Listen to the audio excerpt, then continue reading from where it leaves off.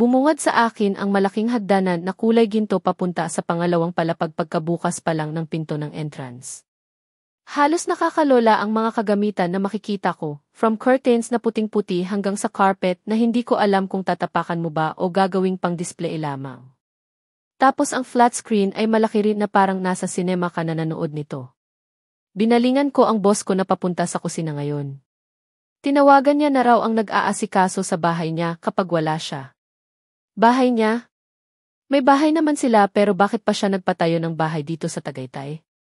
Tanga ka ba, Mika? Siyempre para sa magiging pamilya niya, maktol ko sa sarili ko. Sa bagay, swerte naman ang magiging mga anak at asawa niya kapag dito nakatira. Malamig ang klima minsan dito sa Tagaytay. Pwede silang maglaro kahit sa ang sulok ng bahay na hindi mag-alala. Ako kasi kapag maglalaro si Sol sa kanyang mga kaibigan na kapitbahay lang namin ay talagang gusto ko nakatuon ang mga mata ng mga magulang ko o ang mga kambal sa pagbabantay sa kanya dahil baka pumunta sa kalsada at baka may mga dumadaan na sasakyan. Wag naman sana. Bilang nanay, nakakatrauma yun na baka anong mangyari sa anak mo. Let's eat, narinig kong tawag ni Ignacio. Nakaupo ako sa sofa at tumayo agad nung tinawag ang pangalan ko, nilagay ko muna ang bag ko sa tabi. Naghihintay lang siya sa akin. Nauna na siyang pumunta ng kusina at sumunod ako. Malapad din ang kanilang dining table na nasa 12 seats.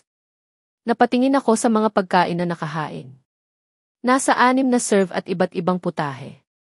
Akala ko upo na siya sa dulo ng lamesa pero hindi naman, doon niya ako balak na paupuin. Napalingon ako sa kanya at ginyan niya ako na doon talaga ako. Hindi na ako nakipag-argumento at umupo na lang. Pagkatapos niyang naiayos ang silya ko ay umupo na siya sa may gilid, wait baliktad ata, di ba dapat siya ang nandito?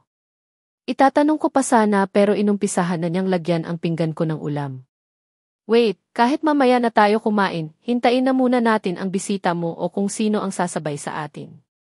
Baka sabihin nila na patay gutom ako at ako pa talaga ang unang kumain sa mga inihanda sa lamesa, wika ko sa kanya. Pero ang loko nakangisi lang. Bakit ka natatawa? Hindi ako matakaw, Mr. Baltimore, inis ko nasabi sa kanya. Kalma, Michaela, para sa atin itong dalawa.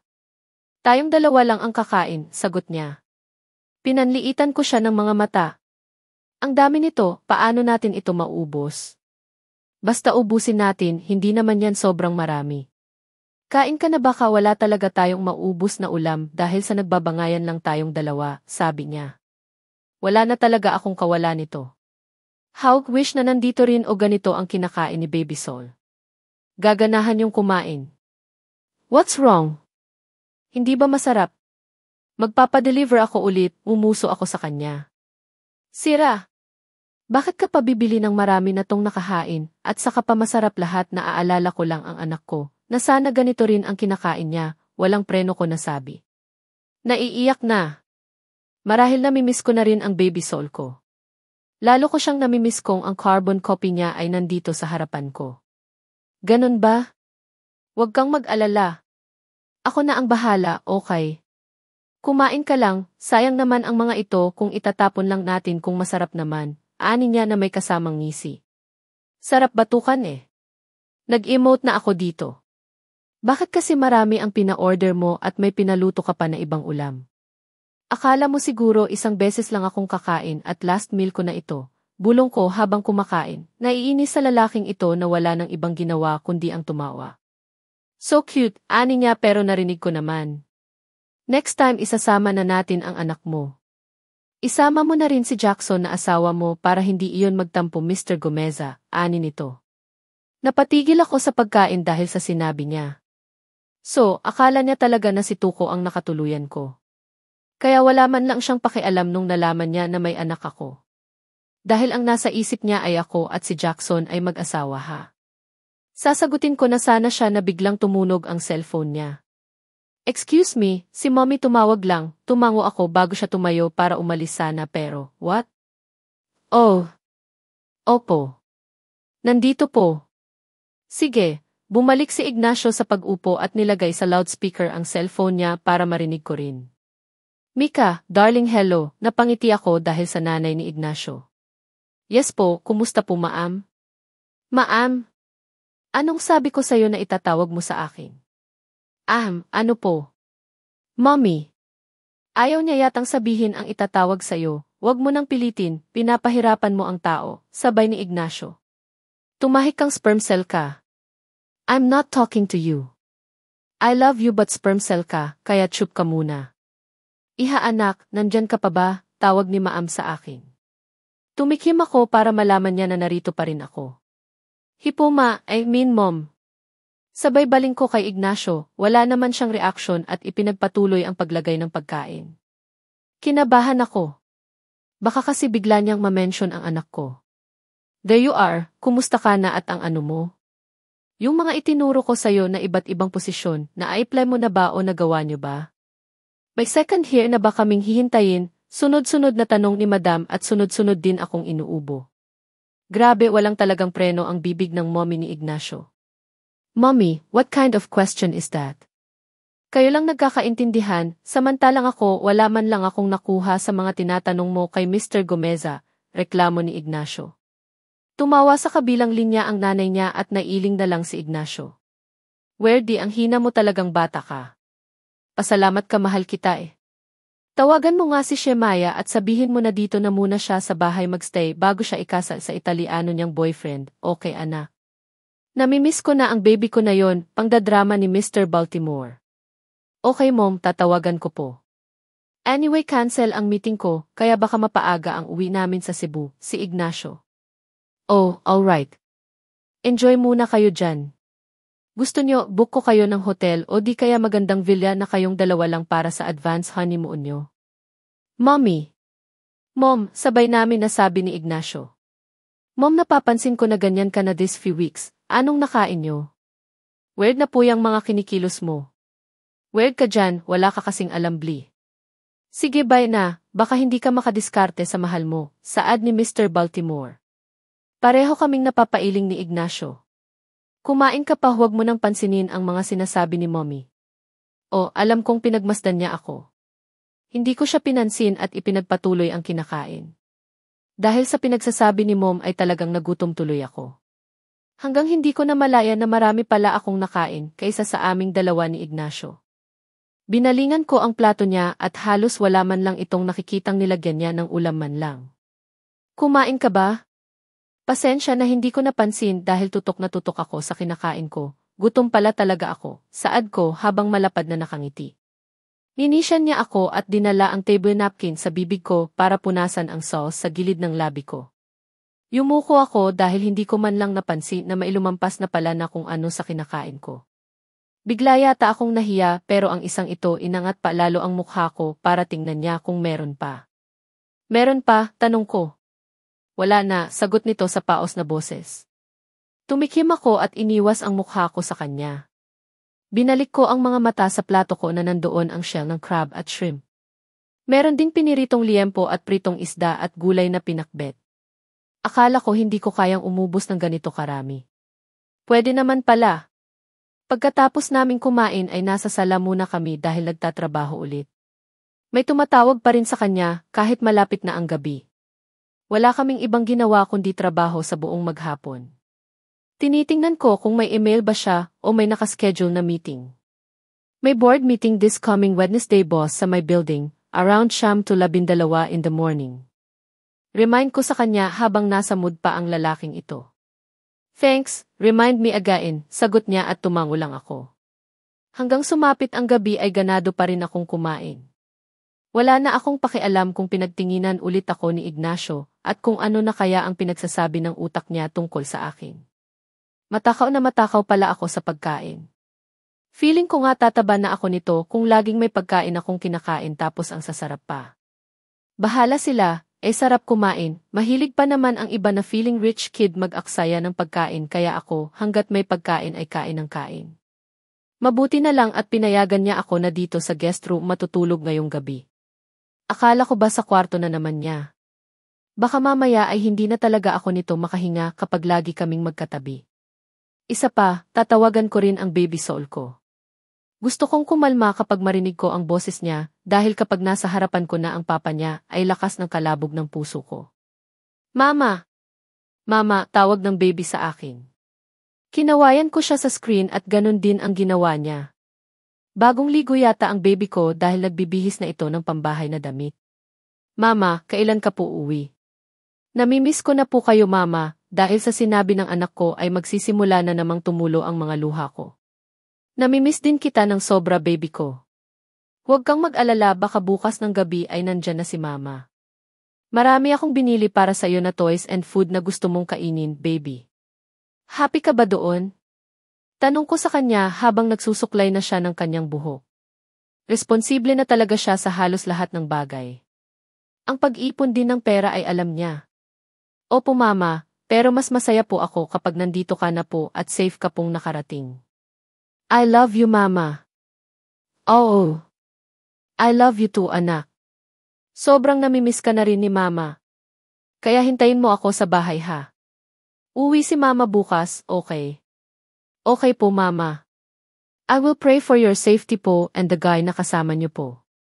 I love you mama, alam ko na iiyak na ang anak ko, pero dahil alam niya na mas malulungkot ako, kaya pinigilan niya ang sarili niya na umiyak. Natapos mo na ba ang assignment mo? Tanong ko sa kanya. Opo mama, may star po ako ulit. Pinakita niya sa akin sa screen ang notebook na sa tingin ko ay assignment niya at ang star na nilagay ng teacher niya. Nasa tabi na si Kimi at inaasikaso ang higaan ng kanyang pamangkin at kumaway sa akin. Nagpasalamat ako gamit ang sign language sa kapatid ko dahil sa pag-aalaga nila sa anak ko. Kalaunan nagpaalam na rin ako sa kanila para makatulog na ang anak ko ng maaga dahil may pasok pa bukas lalo ngayon nakakahiga lang ay nakapikit na ang mga mata. Suminya si Kimi na tulog na raw kaya nagbabye at pinatay na ang tawag. Mag-ama nga sila, bulong ko. Are you done? Ay pala ka, ay Ignacio. I mean boss. Kanina ka pa dyan, tanong ko. Bigla yatang nagsisiakyatan ang dugo ko sa papunta sa puso at lumayas ang kaluluwa ko dahil sa pagsulpot ni Ignacio sa likuran ko. Narinig niya kaya ang pakikipag-usap ko sa anak namin? Patay. Nakalimutan ko bang isarado ang pinto?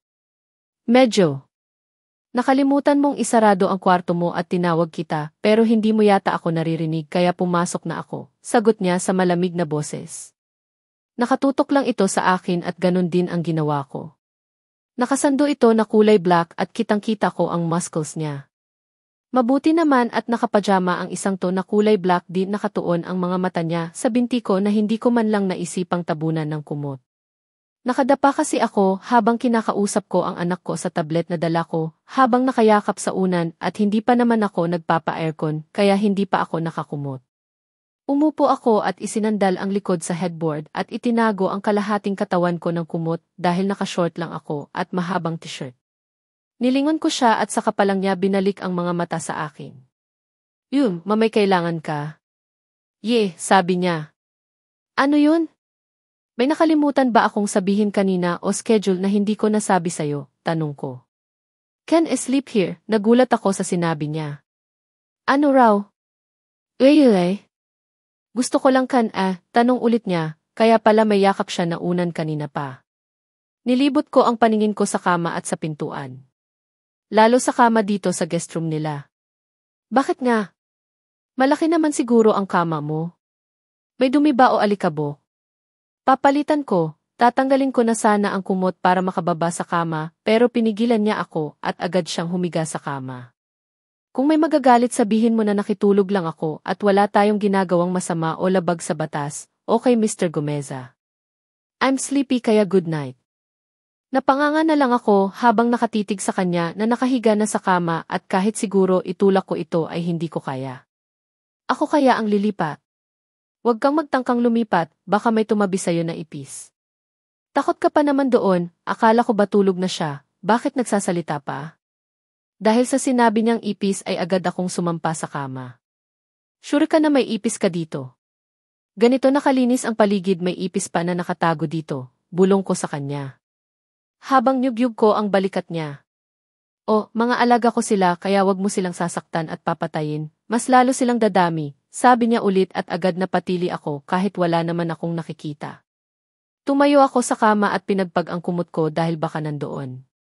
Naiimagine ko pa lang na nasa harapan ko na ang maraming ipis ay hindi ko na kaya, isa nga para na akong nahihilo. Paano pa kaya kung marami? Ignacio, tulungan mo ako. Baka nga nandito lang sa kama ko, hindi ko mapigilan na hindi tumili dahil kinakabahan ako.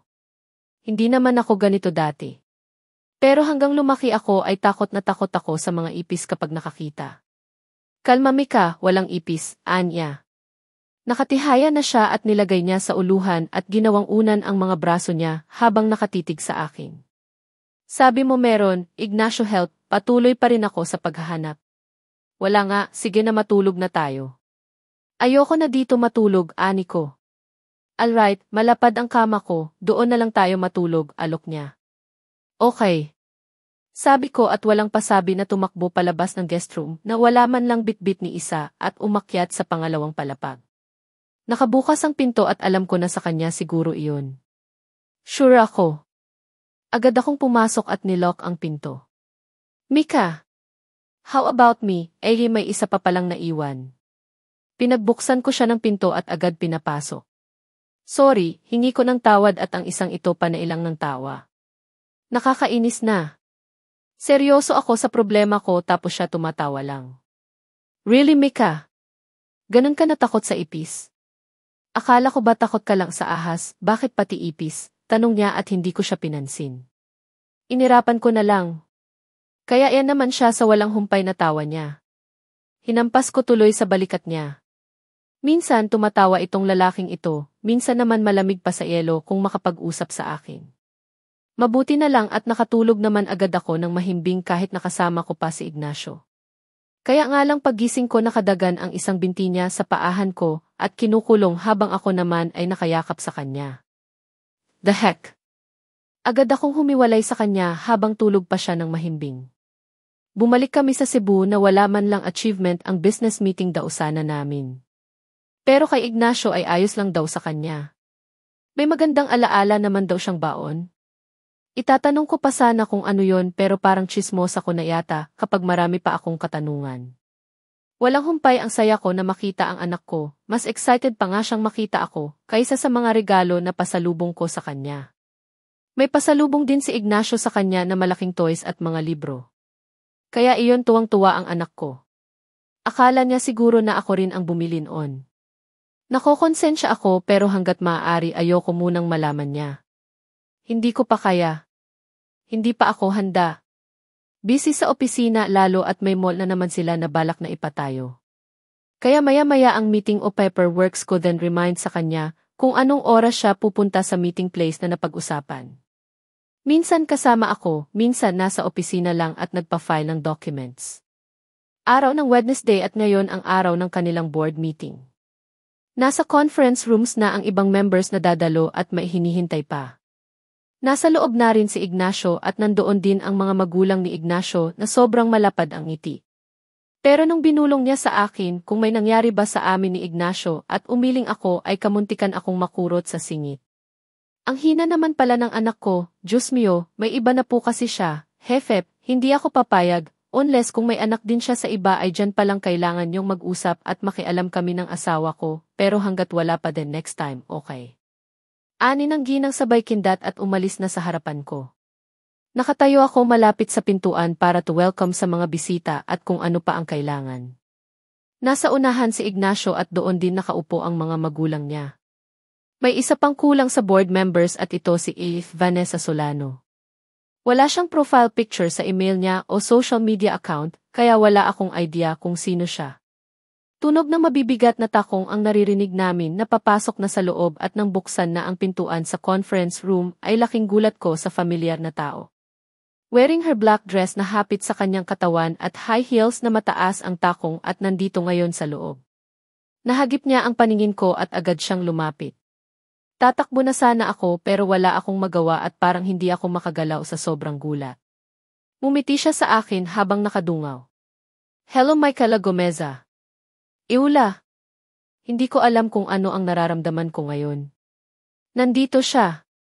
Nandito lang sa isang conference room nagtipon-tipon ang mga tao na kung saan dahilan sa aking paglayo.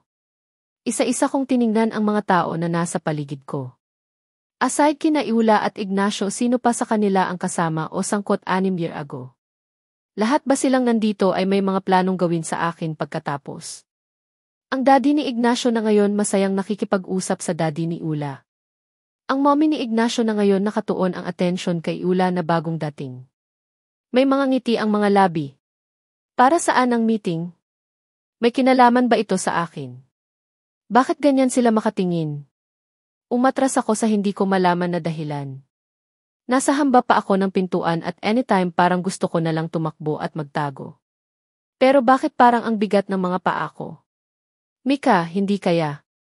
Michaela Gomeza. Nagulat ako na biglang may humawak sa balikat ko, si Ignacio.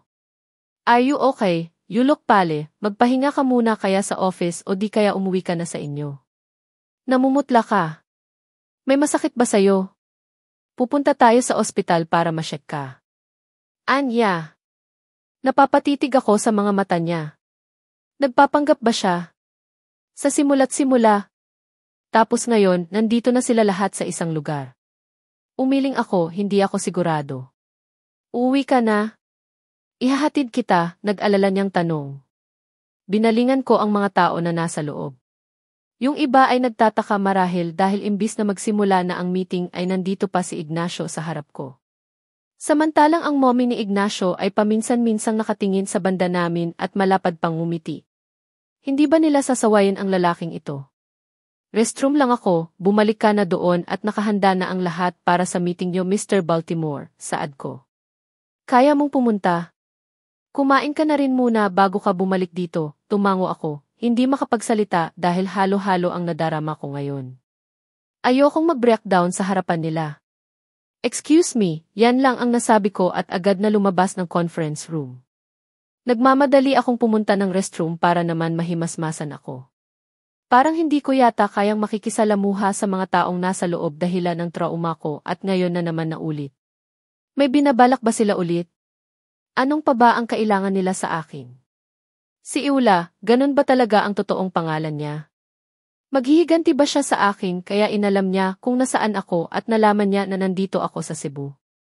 Sino nagturo sa kanya? Si Ignacio. Magkasabot ba sila? Kasi imposible naman na ang bumaling ako sa pinto at pumasok si Ula. Nakangiti ito habang nakatitig sa akin. Ibang Iula ang nakikita ko ngayon. Maayos manamit at walang bahid na nag-alala o natatakot. Malalaman mo pa rin na mapagmataas na uring tao ang kaharap ko ngayon. Hi! Gagamit din ako ng sisi, sabi niya sa malumanay na boses. Ibang-ibang Iula na talaga kahit sa pananalita. Kumusta na? Matagal na palang hindi kita nakita, matagal ka na ba dito sa Cebu, ngisi niya. Hindi dapat ako matakot. Naalala ko pa dati na isa siya sa mga nagsusulat ng mga salitang hindi maganda sa dingding o kung saan man ako. Siya pala ang may pakana nun. Anong kailangan mo? May binabalak ka bang masama Iula? Bigla yatang namilog ang mata niya pagkabanggit ko sa totoong pangalan niya. Galit siya pero kalaunan ay umiti ito sa akin. Hinuhugasan niya na ngayon ang kanyang kamay kahit hindi pa naman siya gumagamit ng cubicle. Iyon. Wala na yon sa akin. Kasalanan ko, kaya ako nandito dahil hindi yata ako makatulog na hindi ko masabi sa'yo na sorry sa nangyari dati. It was my fault, you know, sabi nito na nakangiti pa rin. Kumuha siya ng tissue paper at pinunasan niya ang mga kamay niya at itinapon sa trash bin ang nagamit na tissue. You know I was careless that time. Hindi ko pinag-isipan ang mga desisyon ko sa buhay. Lagi lang akong padalos-dalos para lang makahigante na hindi na inisip na pwede palang ako ang mawala sa mundo. Alam mo yun. Kaya nandito ako ngayon. Will, hindi ko naman alam na nandito kayo nakatira sa Cebu. Meron kasing business si Papa na pinatayo dito kaya ako nandito sa Cebu and of course with the help of Ignacio ay nagawa ko naman and I'm happy for you na nagtatrabaho ka rin pala dito sa mga Baltimore. Mahabang paliwanag niya. Biglang gumaan ang pakiramdam ko. Kanina lang para akong mahimatay dahil sa pagkikita naming dalawa sa conference room. Totoo nga siguro na siya yung nakita ko sa club noong pumunta kami ng mga kaibigan ko. Thank you and sorry din sa nangyari. Hindi ko sinadya ang nangyari sa iyo at pag-iwan bigla. Siguro dala na rin ang takot at baka, pag binalikan kita ay mas madali mo akong mahuli at gawa ng masama, patawad, ani ko. Wala yon. Nagamot din naman din agad ako pagkatapos, so friends. Don't worry, hindi naman ako namimilit kung ayaw mo.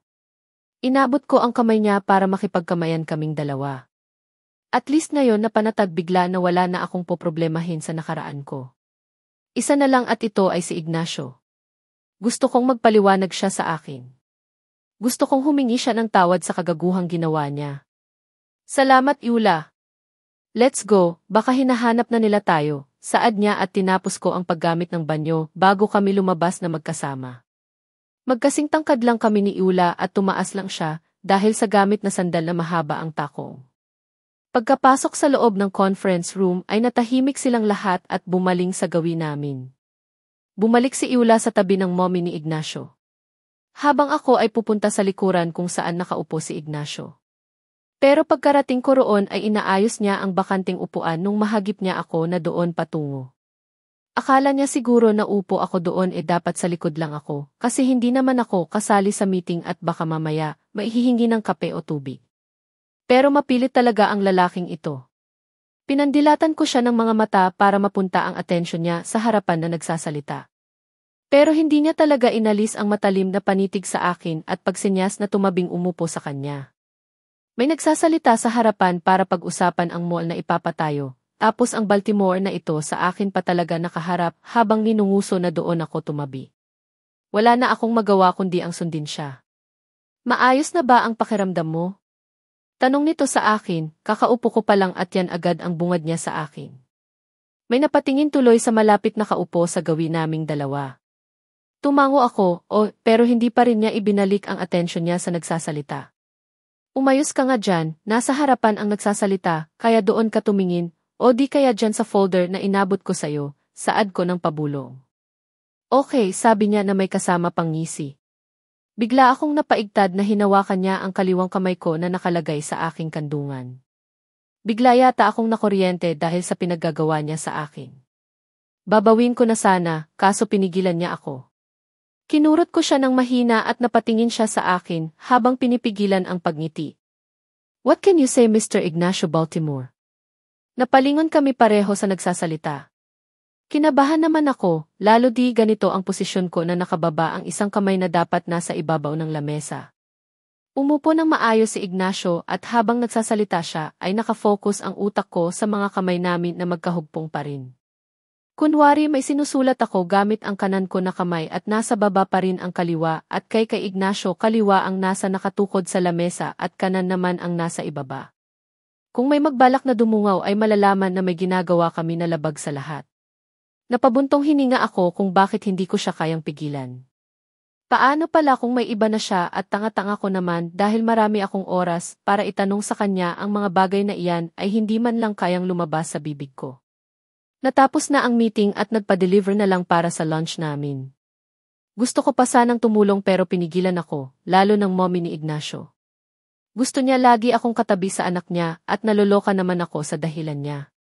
Para malaman ng iba na may something kayong dalawa okay, anya habang kumakain kami at panay na naman dagdag niya ng pagkain sa plato ko habang nakangiti.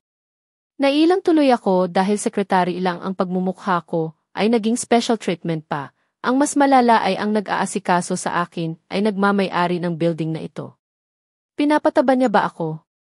Kasi wala namang problema yan sa akin kung mas lumaman ako basta may pagkain lang. Here, dagdagan pa ng isang ito. Si Ignacio. Napairap na lang ako sa isip ko. Ano kayang nakain ng dalawang ito? Tita, can I stay in your house tonight? May project kasi kami na napag-usapan ni Ignacio and he said that he's okay if we talk about it in your house. Right, Ignacio? Bigla yatang pumait itong kinain ko na stick na nginunguya ko ngayon. Really? Will si Ignacio pa rin ang magde-decide niyan, iha? Malaki na siya. May nabuo na nga yan eh. Kaya alam na niya ang gagawin niya, napasinghap ako sa bulgar na sinasabi ng ginang. Sorry, tita. Mommy. Ano na naman yung pinagsasabi mo? Ha? Oh sorry, I mean. May napatayo na yan na ilang malls, kaya alam ko na alam na niya ang mga bagay na yan, kaya kung okay sa kanya na doon ka mamayang gabi din okay na rin sa akin. Sasama ka ba, Ignis Gomeza? Inangat ko ang ulo ko para makita ang ginang at napaisip sa sinasabi niya nito lang. Oh. Hindi po, tanong ko at baka nagkamali lang ako sa narinig. Uy, di ba dapat kasama ang sekretary kapag may mga projects or business meeting ang boss mo?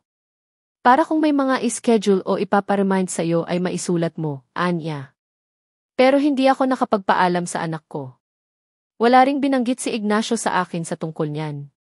Di ba pwede na dito na lang sa office gagawin ang mga agenda nila about works kinabukasan? Bakit dadalhin pa ang trabaho sa bahay? Don't get it, hindi naman sa nagrereklamo ako, pero kailangan kong makabonding ang anak ko, lalo at ilang araw ko siyang hindi nakasama. Isa pa malapit na ang birthday niya. Kailangan nakafocus ako sa mga gagawin ko para maging perfect ang birthday niya.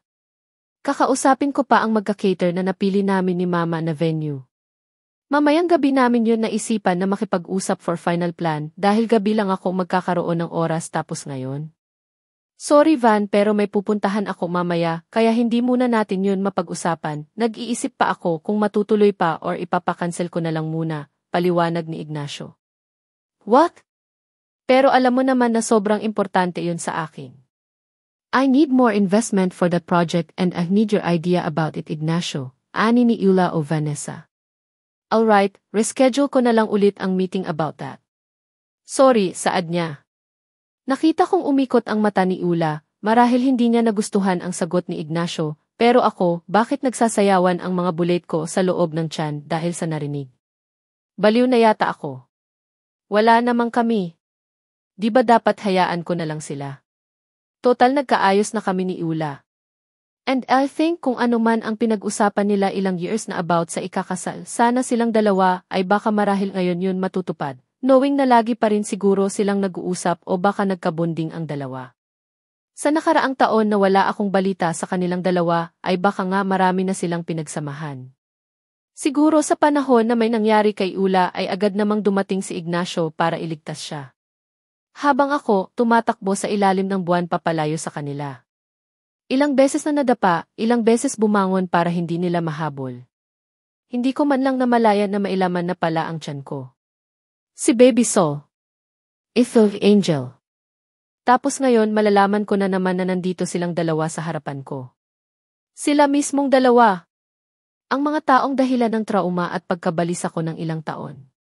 Hindi ko alam kung nagpapanggap lang ang mga ito kaya kailangan ko pa ring magdoble ingat dahil hindi ko ulit kakayanin na maulit muli ang nangyari sa akin dati. Pumait ang buong sistema ko habang papauwi ng bahay.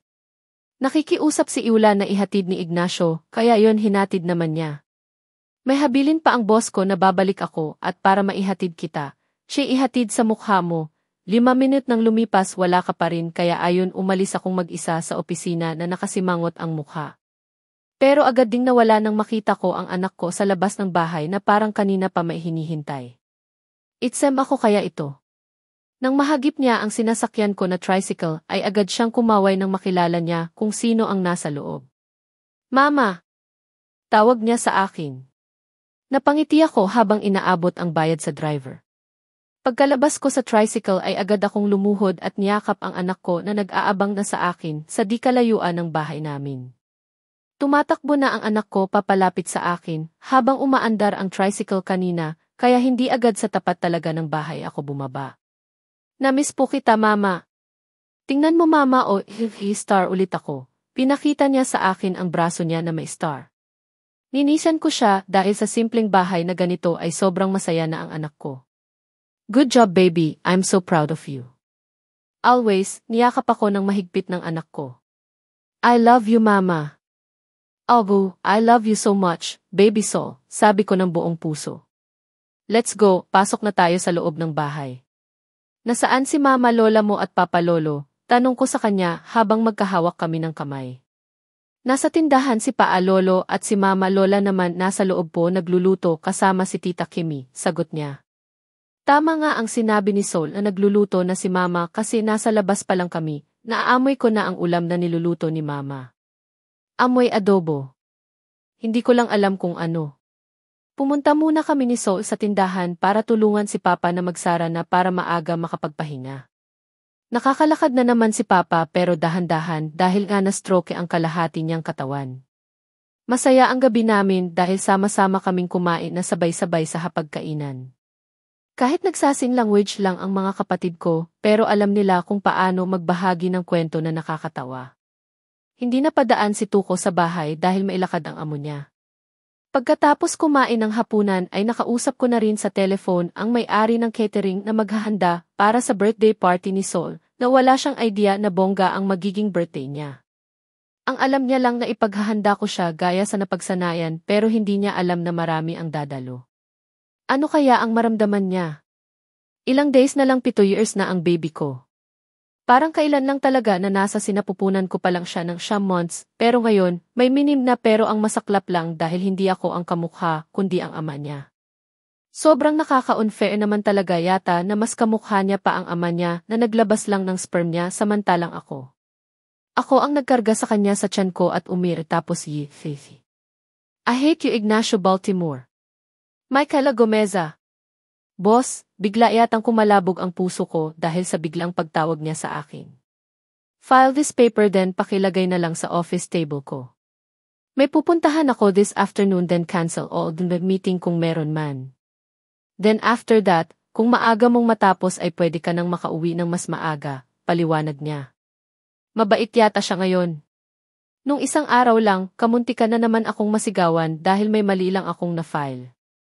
Minsan kapag may mali ako ay hindi naman nagagalit, tinatawanan pa nga ako dahil sa natataranta at the same time kinakabahan sa pagpapaliwanag sa kanya. Moody palagi talaga itong Baltimore na ito. Halikan kita dyan eh. Mika. Mika. Your brain na hawak ka na sa mommy ni Ignacio. Ay, yes boss, ani ko. Nautal ko na sabi. Pinagmasdan niya ako at nakita ko kung paano niya titigan ang mga labi ko. Wala akong kinain kanina kaya for sure wala akong dumi sa mukha. Mamaya, malalim itong napabuntong hininga. Lumabas ito na wala man lang paalam. Tisse! Tinapos ko ang sinabi niya para makauwi na talaga ako ng maaga. Pwede ko ring puntahan na lang ang anak ko sa school para makikain dahil may feeding program daw ngayon at may nag-sponsor na mga kilalang tao, baka pwede akong makisingit.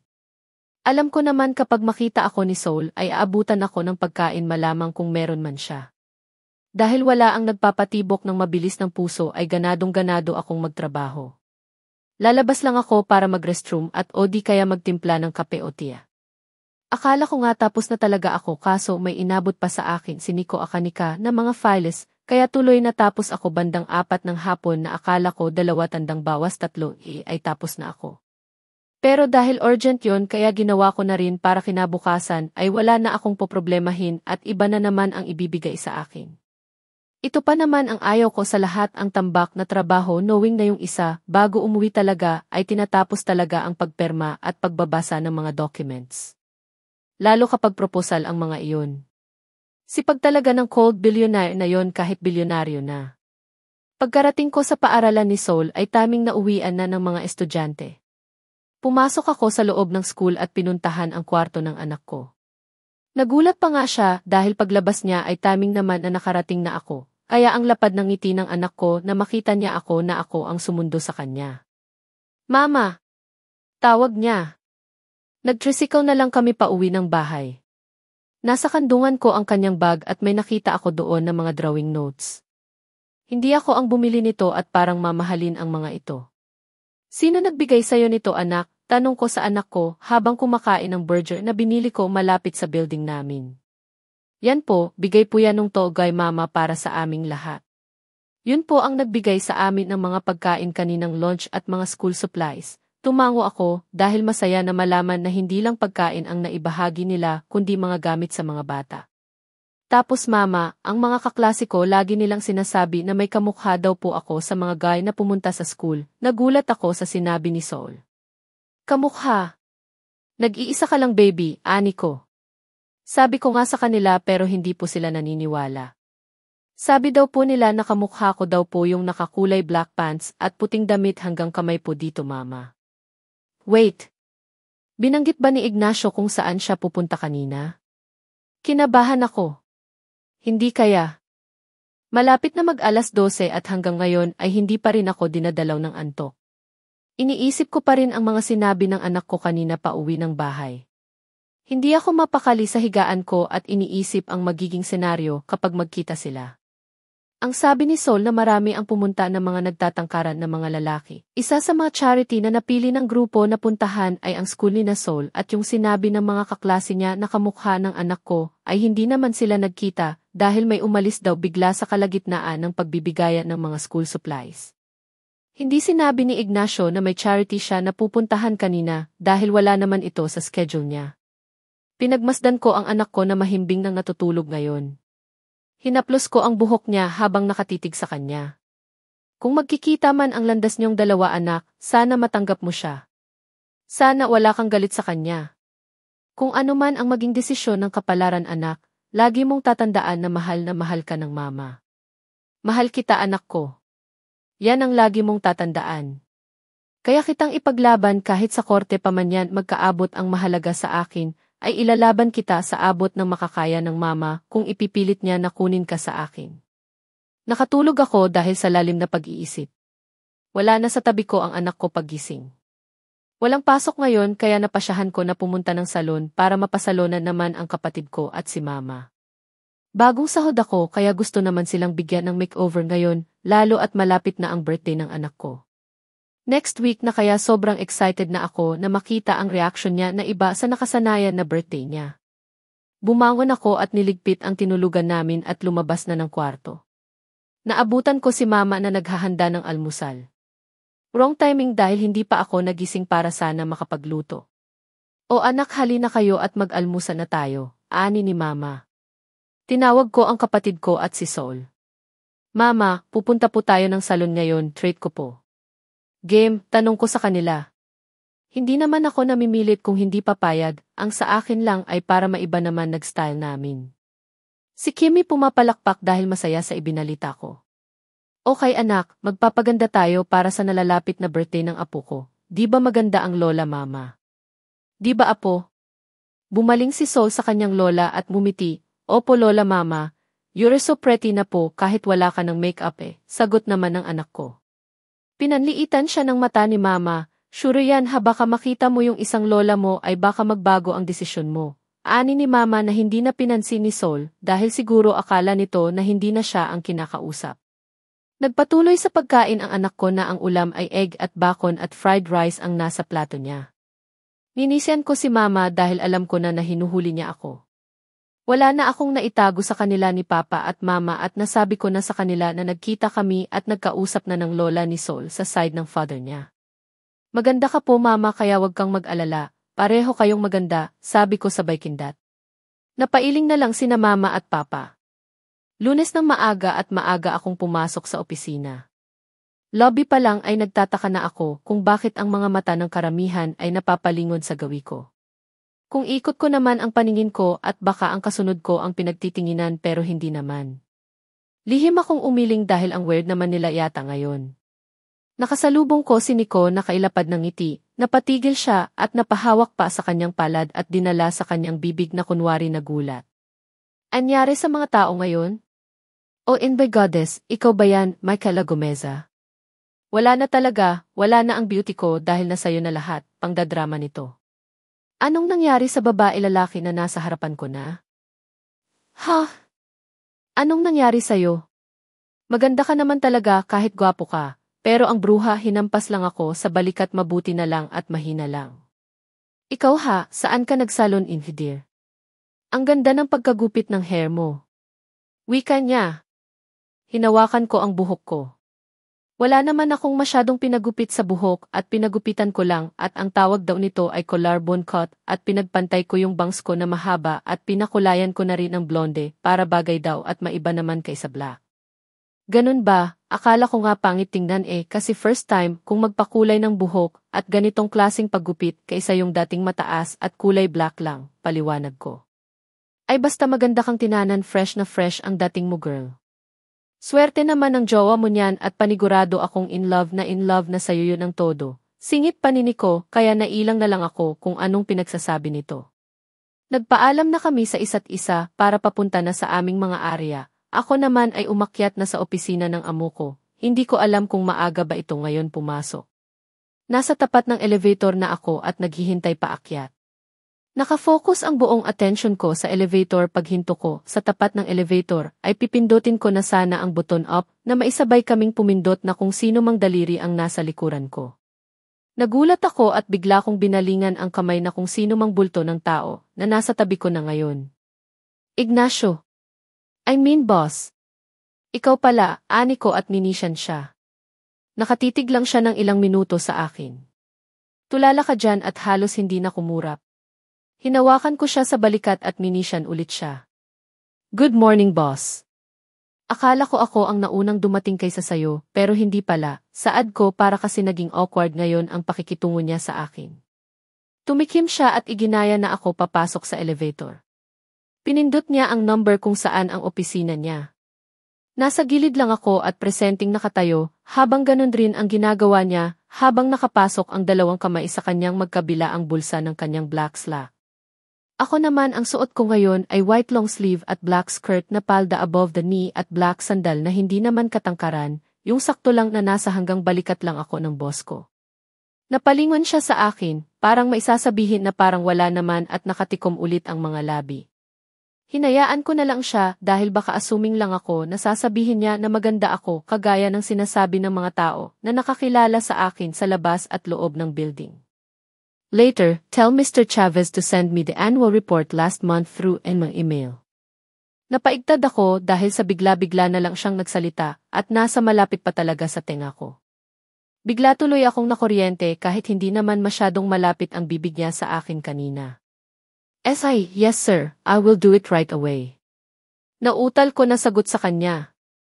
The heck Mika? Umayos ka. Alright, nag-breakfast ka na? Samahan mo ako sa baba pagkahatid mo ng mga gamit mo sa table at doon na lang tayo kakain sa next restaurant para maiba naman. Anya. Aangal pa sana ako na hindi na ako kakain na bigla namang tumunog ang tiyan ko. Wala na akong kawala dahil kusa na ang mga bulet ko na sa tiyan ang sumagot sa amo ko. Nakakahiya lang Mika. Napangisi na lang ang isang to dahil narinig niya ang loob ng tiyan ko na nasiyahan ata na makatikim na naman ng pagkain. Di porket tinapay lang ang kinain ko kanina at kape ay hindi pa pala sila nabusog. Umirap ako sa kawalan. I heard it already and your little tummy says it all, pang-aasar pa niya. And, anyway you look beautiful and stunning with your new hair, hindi ko alam kung ilang kurap ang ginawa ko para pumasok sila sa utak ang lahat na katagang sinabi niya. Get out Mika kung ayaw mong masaraduhan, natauhan ako dahil sa sinabi niya at dali-dali akong lumabas ng elevator. Anong nangyayari at bakit ganito kalakas ang tambol ng puso ko? Nilagay ko sa lamesa ang mga bitbit ko na mga gamit kanina. May nilagay din si Ignacio na papeles sa loob ng office niya. Napabuntong hininga na lamang ako nang makaalis na siya sa harapan ko. Pinakalma ko ang puso ko dahil talagang pakiramdam ko tumatakbo ako ng ilang metro ang layo at ganito magwala ang puso ko nakaharap ko na siya. Ano ba itong nararamdaman ko? Wala na akong naramdaman sa kanya, di ba? Tapos ngayon ito, let's go. Ay pala ka, bulalas ko dahil sa gulat. Steady na yung puso ko kanina, tapos ngayon nagkakarera na naman sila ulit dahil sa bigla-bigla ang pagsulpot ng lalaking ito. Natatawa siyang nakatingin sa akin, ayos ka lang Mr. Gomeza. You look tense. Maybe we should eat our breakfast together. Baka nalipasan ka ng gutom at ganyan ka ngayon, sumimangot ako dahil sa sinabi niya. Kung alam mo lang kung bakit ako nagkaganito loko ka. Oh, tanging nasabi ko at sumunod sa kanya sa labas. Nakasunod lang ako sa kanya at alam ko na panay sulyap niya sa akin hanggang nakarating kami sa lobby dala ang sling bag at wala man lang akong dalang notes sa mga kamay para kunwari na habang sumusunod ako sa boss ko ay may sinusulat kung kinakailangan. Para tuloy kami nitong magkakilala o kasintahan at magde-date sa labas. Ano na lang isipin ng mga matang nakatingin sa amin. Pagkarating namin sa restaurant na napili niya ay agad niyang kinuha ang menu para umorder. What do you want? May longganisa sila dito, bacon ham. Ay, sir. Ano pa ba pwede for breakfast? Pancake lang ako at coffee, ani ko. Sinulyapan niya ako. Yun lang. Oh, kumain na kasi ako ng pandesal kanina bago umalis kaya yan na lang. Pancake? Parang dinagdagan mo lang ang flour sa katawan mo. Same pa rin yun na puro carbohydrates ang kinain mo. How about bacon? May daing na bango sila, you can say that too, pamimilit niya. Pero, I prefer pancake. Nangingiyak ko na sabi. Nagka-crave ako ngayon. Bakit pa siya namimilit sa ayaw ko namang kainin? Pero ang loko tinawanan pa ako. Alright. Alright, pancake then. Hanggang ngayon favorite mo pa rin ang pancake, kahit na magkaiba lang ang pagluto sa kinain mo dati. Pareho kaming natigilan dahil sa sinabi niya. May I take your order, sir? Madam, tanong ng waiter. Pareho kaming tumikim at sinabi niya sa waiter ang mga order namin at ako naman ay nakatuon pa rin ang mga mata sa pancake na sinabi niya. Naging favorite ko ito dahil binigyan niya ako dati na nag-aaral pa kami ng high school ng pancake na baon niya, kapalit sa baon ko na pritong tilapia, gusto niyang matikman kung anong lasa nung nagbaon ako kaya nag-exchange kami ng pagkain. Pwede naman na mag-share na lang pero pareho naming nagustuhan ang lasa kaya hindi na kami nagbigayan sa isa't isa. Yun lang, thank you, anya sa waiter at itinabi ko na ang menu list. May upcoming meeting ba ako this week or next week? Tanong niya sa akin. Inilabas ko ang phone ko dahil nilagay ko na sa notes ang mga meetings at ibang appointments niya. May meeting po kayo kay Mr. Saville this coming Monday morning next week and also kay Mr. Elizcalde na gaganapin dito sa my building around 4:6 in the afternoon then kay Ineth Vanessa Solano. Dinner meeting bandang 6 in the evening, basa ko sa notes sa phone ko. Bigla yatang pumait ang sistema ko na makita ko ang pangalan ng ka-next meeting niya. Hindi ko malang namalayan na naisulat ko siya at na-save ko pa talaga sa notes ko na hindi man lang inalam kung sino ang nagmamay-ari ng pangalan na yan. And so what kung may meeting sila o wala akong paki kung about yan sa trabaho o sa ibang bagay pa, paki ko, wag lang sana na nagmi-meeting sila na magpaplano sila kung paano ako pababagsakin. Excuse me ma'am, inangat ko ang ulo ko para makita ang nagsalita, ang waiter pala at nilagay na sa mesa ang mga order namin. Nagpasalamat ako. Inayos ni Ignacio ang pinggan naming dalawa at wala nang hiyang-hiya kong inabot ang pancake at nilagay sa plato ko. Natatakam ako kasi ilang days na rin na hindi ako nakakain ito. Dahan-dahan lang Mika, sa iyo yan lahat din PAC also this salad pandagdag sa kinakain mo para naman hindi ka laging tulala sa trabaho mo. Pinanliitan ko siya ng mga mata at nainis na tiningnan siya. Tulala ka dyan. Hindi kaya, ikaw siguro, ani ko at mumisi lang ang isang ito. Inirapan ko siya. I saw that, ang sungit. Kumain ka na dahil gutom lang yan, anya habang panay ang ngisi. Hindi ko na siya pinansin at kumain ako ng kumain na halos hindi ko na malaya na naubos ko ang pancake at salad. Pinaresan ko na rin ang bako na nandoon at sarap na sarap ako sa kakain na hindi ko nga naisip kung pati ang kasama ko ay nakakain na ba dahil panay abot lang sa akin ang pagkain. Nilipat ko ang mga mata ko sa plato niya at nakita ko na malinis ito at halos hindi man lang nalagyan ng pagkain o anong ulam. Tinaasan ko siya ng kilay habang umiinom ng tubig. Hindi ka kumain? Kumain naman ng kaunti dahil nabusog na ako sa kakatitig sayo na ganado-ganadong kumain. Kapag kasama mo lang ba ako na ganito kaganang kumain? Tapos kay Jackson tinapay lang ang kayang ipakain sayo, saad niya na mas napakunot ng noo ko. Ha? Matakaw naman talaga ako kahit anong kain ko no, kahit anong nakahain sa lamesa na hindi lang dahil kasama kita. Asyumero nito. Masaya naman ako kapag pandesal lang ang ibinigay ni Jackson sa akin kaya, sabi ko at nagpataas lang ng kilay niya. Bahala ka dyan, hindi ako namimilit. Really? Well mabuti naman kung ganun. Dessert, alok pa niya. Tiningnan ko ang tiyan ko kahit nakatakip naman ito ng tela ng damit ko. Umiling ako, no thanks, busog na ako, sobra.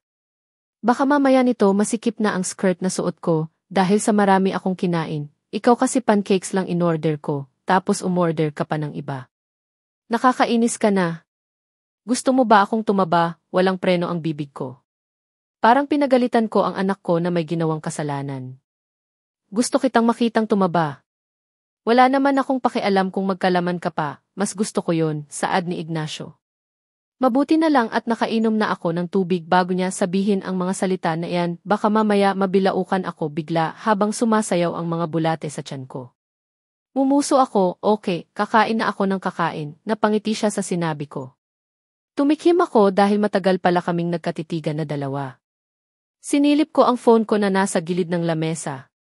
Walang text ni sino man. Wait, may tanong lang ako, if you don't mind. Tumango ako. Ano yun? Tanong ko habang tinext si Kimmy. May anak na kayo ni Ja. Jackson, right? What I'm trying to say is. Saan siya nag-aaral? Meron kasi kaming charity events na dinaluhan noong Friday at naisip namin na sa school magbibigay. Pinilit ako ni Mommy na pumunta kahit ayoko kaya wala na akong nagawa, kaya hindi na lang kita isinama dahil marami kang ginagawa dito, tapos hindi ka naman kasali roon kaya pinauwi na lang kita ng maaga. Sana isa sa anak mo ang nakatanggap ng gift galing sa charity na tinulungan ng company ni Mommy. Kung wala naman din bibigyan kita, kwento niya. Para yatang humiwalay ang kaluluwa ko dahil sa sinabi niya na anak pero agad ding kumalma ang puso ko na na-mention niya si Tuko. So, hindi talaga sila nagkita na mag-ama doon sa paaralan. Mapaglaro nga naman ang tadhana, parang ayaw yata silang patagpuin. Sumang-ayon ba at kumampi ang panahon sa akin? Kung sasabihin ko sa kanya ngayon, ano kaya ang maramdaman niya at ang kinatatakutan ko ay matanggap niya ba kaya ang anak ko? Paano kung hindi? Ayokong sabihin kay Saul ang tungkol sa ama niya na kung mismo ang kanyang ama ay wala naman pagpapahalaga sa kanya. Ayokong makita ang anak ko na masasaktan na hindi siya tanggap kailanman ng kanyang ama. Tama ba ako? Sasabihin ko na sana na nakatanggap din si Saul na bigla na lang dumilim ang paningin ko na makita na kung sino ang biglang sumulpot sa harapan naming, kahit si Ignacio ay nagulat. Agad bumulupot ang kanyang mga braso sa mailig ni Ignacio, si Iula o Vanessa. Hey Mika! Hi dear Ignacio, I miss you, bati niya at hinalikan sa pisngi ang lalaking nasa harap ko. Umupo ako ng maayos at tinuon ko na lang ang sarili ko sa kakatipan ng mensahe sa mga kaibigan ko na minsan na lang din nagparamdam. Parang gusto ko yatang yayain silang magbar mamayang gabi dahil hindi ko nagustuhan ang nakikita ko sa harapan ko ngayon. Shit lang! Kalma Michaela, remember wala na kayo, pinaglaruan ka lang. Nagulat marahil sila dahil sa biglaang kong pagtayo. Hindi ko sila tiningnan sa mga mata at baka matumba pa sila kapag nakatitig ako. Restroom na muna ako, boss. Iula. Excuse me. Hindi ko na hinintay ang sagot nila at umalis na agad sa table. May sinabi pa si Ignacio pero hindi ko na binigyan ng pansin dahil sa naiinis ako. Pagkarating sa banyo ng restaurant na kinakainan namin ay agad kong isinandal ang likod ko sa hamba ng pintuan pagpasok sa loob. Hinilot ko ang sentido ko at maya-maya ay hinawakan ang dibdib ko na kanina ay tumatambol sa saya pero nung dumating lang yung isa ay agad itong naninikip. What's wrong with me? Di ba dapat wala na akong pakialam kung naglalampungan man silang dalawa sa harapan ko? Si Saul ayokong ganito ang maabutan niya kapag nagkataon na makilala niya ang anak ko. Ayokong sa harapan ng mga mata ng anak ko ay nakikita niya na ang kanyang ama ay pagmamay-ari na ng iba. Si Saul nga lang ba ang dahilan, Mika? Go Mika! Let's go girls! Igiling mo pa! Yuho, sigaw ni Yana sa amin.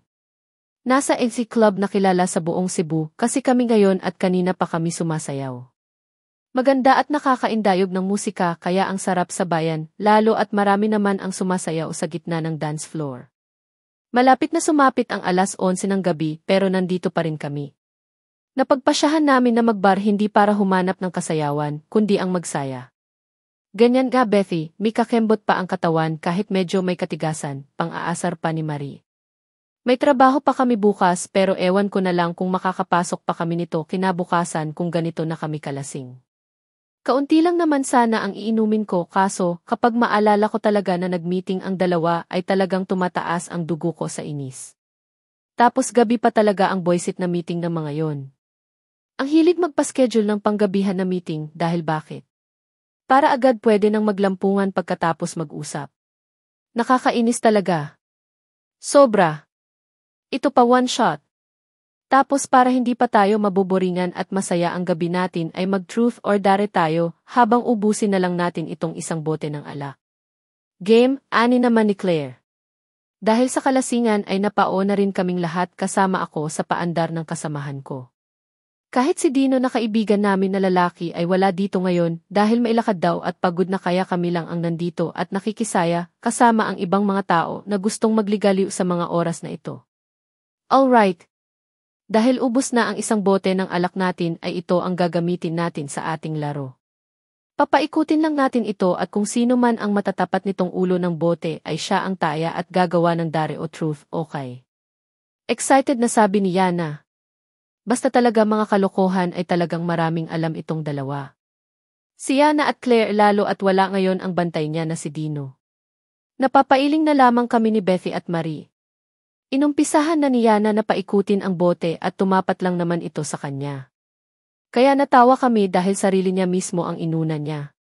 Tinanong siya ni Claire kung truth or dare, at truth naman ang napili niya. Focus kami sa game at sa alak na iniinom namin. Minsan hindi na maisip kung saan kami ngayon at wala nang pakialam kung may nagsasayawan o nagkakatuwaan sa kabilang table dahil ganun din ang ginagawa namin. Dahil laging matatamaan ng bote ay si Claire at Marie, kaya naghihintay lang ako na ako naman ang napili at sa ilang beses na ikot ay natuon nga sa akin ang bote. Naghiyawan ang mga kaibigan ko kaya minsan napapatingin ang mga kabilang table sa gawin namin. O ano na Mika? Game ka na ba? Tanong ni Bethy sa akin. Mumisi ako dahil sino ba naman ako para tumanggi.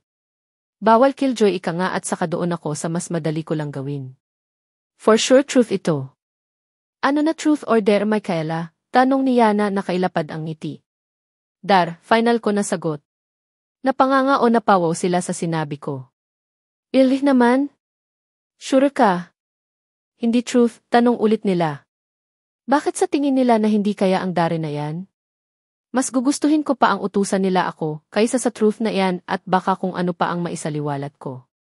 Sure nga, dare ako, paniguro ko. Nagkatinginan sila mata sa mata at may malapad na ngiti. May nakita kaming nagagwapuhan na mga nilalang sa kabilang table, yan o sa may corner banda malapit sa bar counter. Ang gagawin mo lang Mika ay halikan mo lang sa mailig.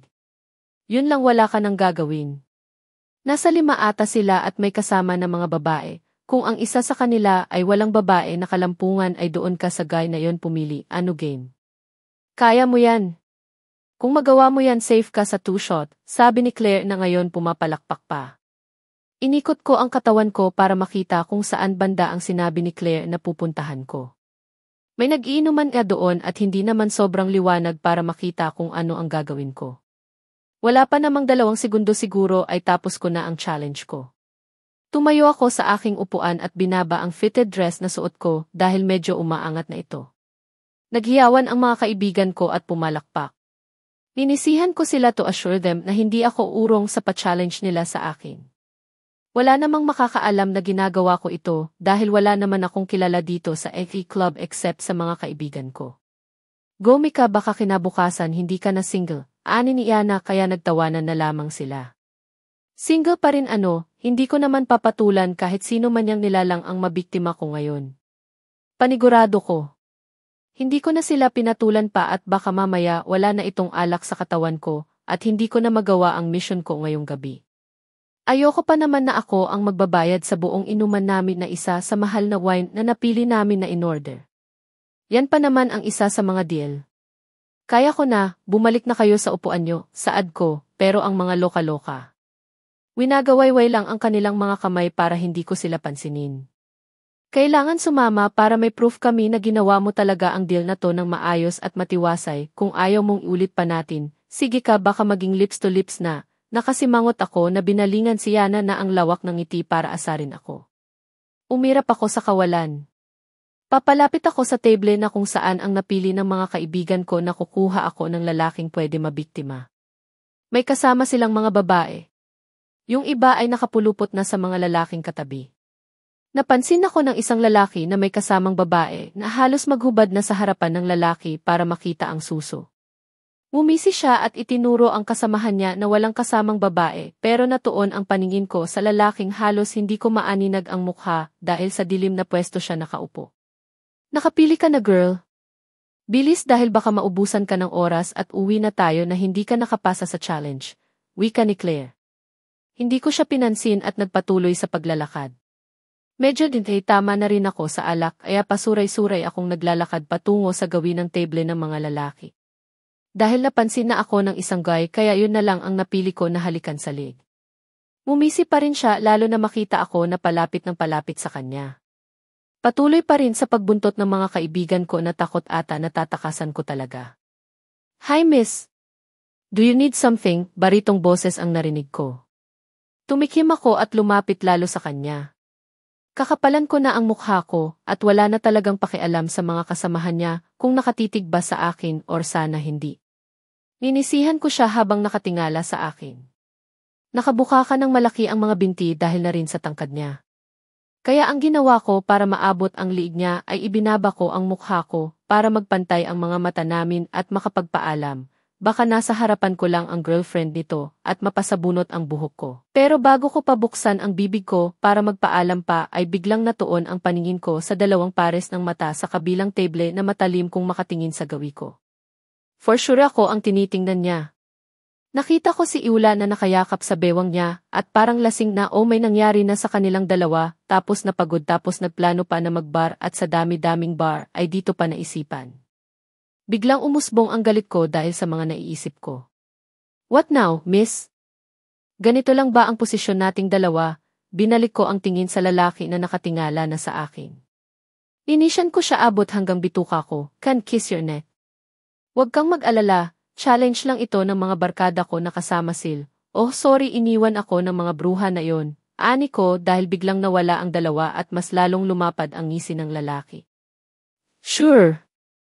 Kahit hindi ka na magpaliwanag. You are welcome to taste my neck and if you want we can book a room if you want to taste my body fuck. Ah! Tili ko dahil bigla na lang may humablot sa balikat ko. At ang lalaki naman ay tumabingi ang mukha dahil sinuntok ng kung sino. Umikot ako at si Ignacio ang nabungaran ko. Lalapitan pa sana niya ang lalaki para suntukin ay agad kong pinigilan ang braso niya. No please. Please stop it, Ignacio. Anong tigilan? What are you doing here, huh? Galit na sigaw niya sa akin. Sino ka ba? Siya ang unang lumapit sa akin para mahalikan ako. Bakit ako ang sinuntok mong gago ka ha? Galit na sigaw din ng lalaki habang hawak ang kanyang labi na sinuntok ni Ignacio. Nakaramdam ako ng kahihiyan dahil sa nangyari at may mga pares ng mata na nakatingin sa amin.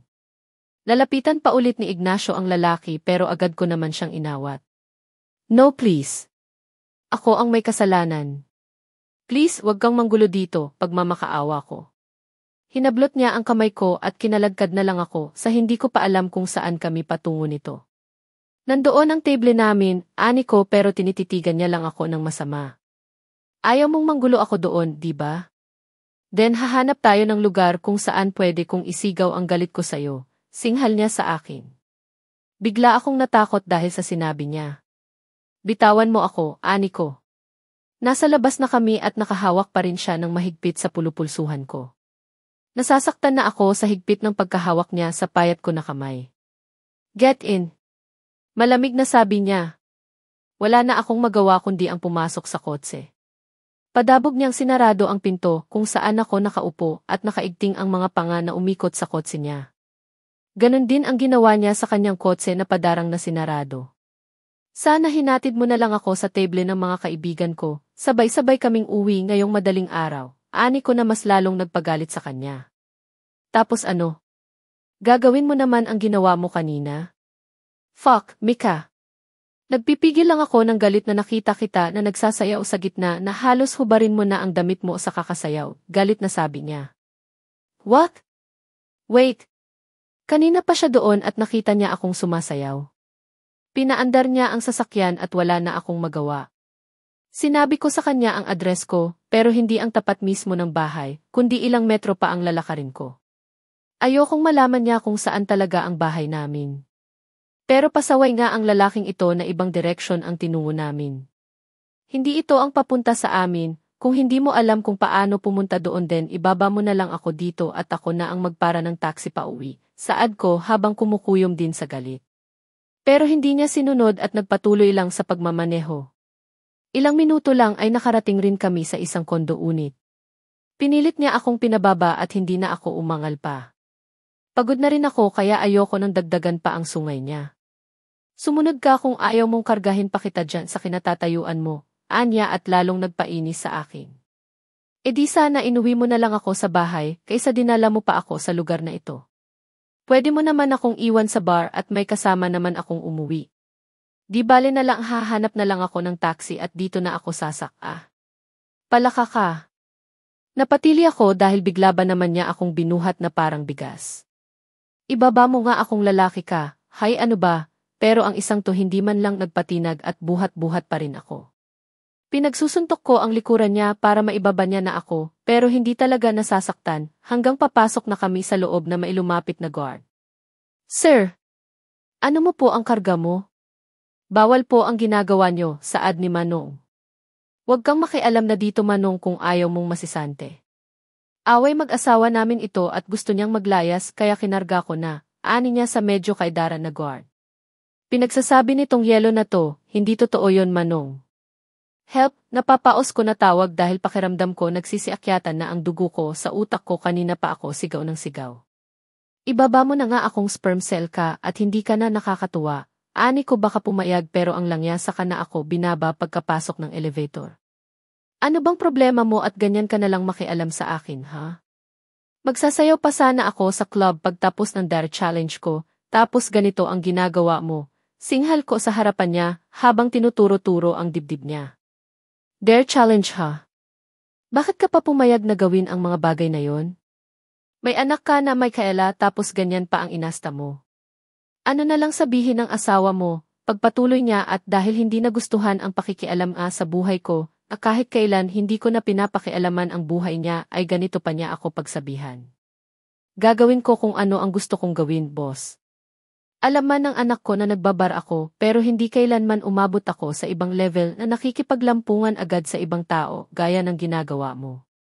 Kaya nga ako nagpaalam sa lalaki na yun kung pwede ba siyang mahalikan sa liig. Dahil kagaya ko na single mom ay baka pwede pa kaming mag-click at maging kami in the near future pero ikaw naman itong somskad. Hindi ko na natapos ang sasabihin ko na bigla niya akong hinatak sa kanyang katawan at walang pasabi na nilapat niya ang mga labi naming dalawa. Hindi pa nakontento hinawakan pa ako sa bewang para lang hindi ako umurong at hawak naman niya ang batok ko para lang mas maidiin sa kanya ang mga labi naming dalawa. Hindi ko alam na sa isang iglap na wala na lang lahat ng galit ko sa kanya na natikman ko ulit ang mga labi niya. How many years na ba? Wala pa akong nakahalikan na iba pero si Ignacio. I want more. I want more of his kisses. Tumunog ang elevator at lumabas kami na karga na niya ako ngayon. Pinulupot ko ang mga binti ko sa bewang niya para hindi ako mahulog. Habang busy ang isang katawan niya sa kakahanap ng kung ano ay patuloy pa rin kami sa halikan. Kasalanan to ng alak dahil pareho kaming nakainom na dalawa kaya nalalasing ako sa halikan naming dalawa lalo at nalalasahan pa namin ang alak ng isa't isa. Ay sa tea. Daing ko dahil kinagat niya lang naman ang ibabang labi ko. At mas lalong pinasok ang dila niya sa loob ng bibig ko at dahil dyan bulta-bultahing kuryente na ang nararamdaman ko ngayon. Ignacio. Tawag ko sa pangalan niya. Tinititigan niya ako sa mga mata at mas lalong diniin sa hamba ng pintuan habang nakapulupot pa rin ang mga binti ko sa bewang niya. Ramdam na ramdam ko ang matigas na bagay na gusto nang kumawala sa pantalon niya na tumatama sa may puson ko. I want you Michaela, so damn much. Pero dahil sa akala ko may asawa ka na, kaya dumistansya ako, pero every time na lumalapit ka pinipigilan ko ang sarili ko na halikan ka. Dahil pagtataray mo pa lang, you turn me on like a beast baby. Tell me totoo bang wala ka talagang asawa o boyfriend? Baka hindi ako makapagpigil ay aabot tayo sa ibang level kaysa halikan, Mika. Phew, imbis na sagutin ko siya ay ako na ang kusang humuli sa mga labi niya at hinagkan ito. Alam kong mali ito dahil may Vanessa o iula na siya pero tarantado ang katawan namin at pareho kaming nananabik sa isa't isa. Hinawakan niya ako sa aking pang-upo at dinala sa may sofa na naroon. Hindi ko na nabigyan ng pagkakataon na pagmasdan ang loob ng kondo unit niya dahil nasa malalambot na labi niya ako mas nakatuon. Nasa kandungan niya ako habang nakaupo siya. Dali-dali niyang inangat ang dress ko at tumambad sa kanya ang aking katawan na wala nang nakaharang. Mas binilisan niya pa ang kinikilos niya sa pagtanggal ng mga damit naming dalawa. Tinulungan ko na siya at ako na mismo ang nag-angat ng t-shirt niya at agad namang mapusok na naghahalikan. Shit, mura niya. Kasalanan nito ng alak dahil dumagdag lang iyon ng init ng katawan naming dalawa at ngayon wala nang kawala at gusto ko ang ginagawa ko. Sana paggising kinabukasan ay panaginip lang ang lahat na ito. Dahil gugustuhin ko pang sa panaginip na lang ito mangyayari na may nangyari sa aming dalawa, kaysa magiging totoo ito at hindi niya nagustuhan ang ginagawa namin at pinagbigyan niya lang ako. Ah! Shit! Ignacio! Oh, ang sakit! Iyak ko habang yakap ko siya ng mahigpit dahil sa paglabas-pasok ng alaga niya sa aking pagkababae. Naiiyak pa rin ako sa laki niya o dahil ba ilang taon na wala akong experience ng ganito. Nakatuon ang mundo ko sa nag-iisang anak ko at hindi ko na naisip na maghanap pa ng iba kahit marami naman ang sumubok. Dahil ang iba sa kanila ay inaamin ko na agad na may anak ako at dyan pa lang alam ko na hindi nila matanggap na may anak ako. Na isa akong single mom. Naihiga na niya ako sa sofa na hindi ko man lang namamalayan dahil sa lalim ng iniisip ko. Shit baby! Ang sarap. I really miss doing this to you. Fuck T. Anya sa paos na boses. Puro ungol lang ang lumabas sa aking bibig dahil sa pabilis ng pabilis ang paglabas-pasok niya sa kaibuturan ko. Lalo siyang lumalaki, mas lalo akong nababaliw sa kanya. Pero hanggang dito lang ito, bukas isa na lang itong panaginip.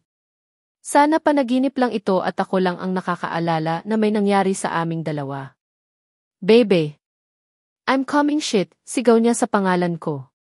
Nakaraos na kami pareho pero parang gusto pa naming dalawa, kaya dinala niya ako sa kwarto niya na nasa pangalawang palapag at doon nagsimula siyang umulos at binabaliw niya ako sa sarap. Hanggang nakatulog kami dahil sa pagod na ilang ulit na may nangyari sa aming dalawa. Kasalan ito ng alak. Nagising ako ng madaling araw at binaling ko ang tingin ko, ngunit nagulat ako na hindi anak ko ang katabi ko, kundi ang boss ko. So, hindi yun panaginip. Natampal ko ang noo ko. Shit! Dali-dali akong bumangon at mabuti na lang na hindi siya nagising. Nagmamadali akong hinanap ang damit ko pero dahil wala sa kwarto niya, kaya lumabas ako ng sala at naabutan ko ito sa sofa.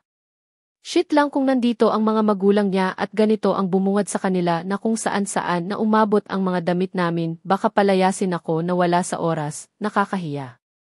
Wala na akong inaksaya na oras at mabilis ang kilos ko na lumabas ng unit at iniwan siya na tulog pa rin.